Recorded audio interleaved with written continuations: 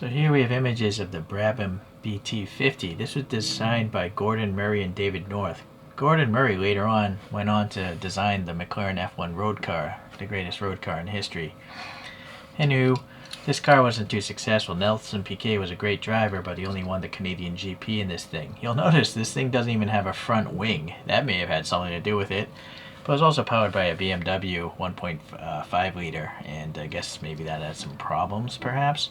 It was back when things were still aluminum, so a long time ago, 1982, although I remember it. Okay, well anyways, ChoroQ supposedly has one, but it's not remotely like the photographs because it's got this funky, weird Cobra livery.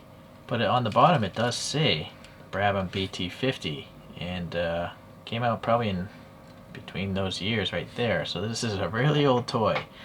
It has a screw in the front, and I don't even know what's holding the rear end of this thing together. It's very rare to have details in the rear of a ChoroQ. Usually there's a coin holder there.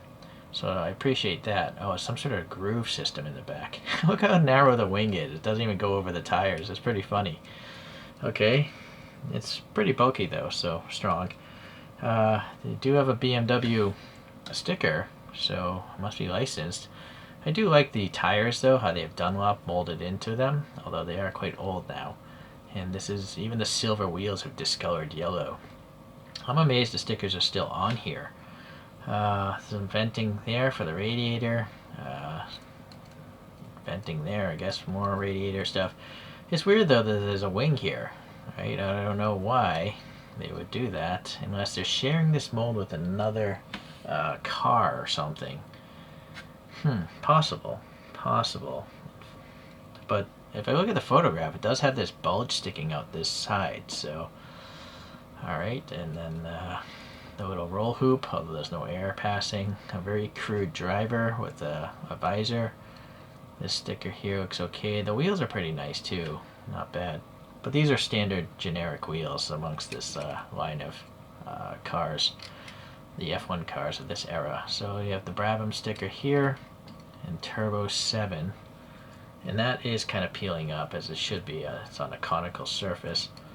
Yeah, so there was some sort of F1 collection back then. And let's see if the motor still works. It does. Okay, well, that's it. Not much else to talk about. Alright, I got a variety of F1 cars that are deformed. So ChoroQ from the same collection, most likely. This is a Ferrari 312 T3, and this one does have the front wing. I think I like the design of this car in real life a lot more. Okay, ChoroQ also went back to the 50s or 60s, these cigar-shaped racers. This toy came out in 02. There's nothing to know what it is. It's a Honda of some sort. I think it's the RA something, I forget. You have to search the channel. And then some other brands, they have free coffee promotions in Japan. I don't know what coffee this came in, but there was a Williams F1 collection. This is the F1 W14B. No passenger though, or driver, but the wing at least is wider. The tires are very slab-sided. This is back to ChoroQ, but a more modern one from 02, the Toyota TF102. So look at the wheels, very nice.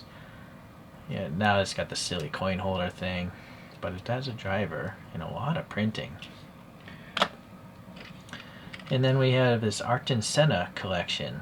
I don't know what coffee it came with, but slab-sided tires and a lot of printing and a driver. Well, Ayrton Senna. So that's actually not bad for a freebie that came with some canned coffee in Japan. Alright, so if you like deformed F1 cars, there's actually a few you can get out there and collect.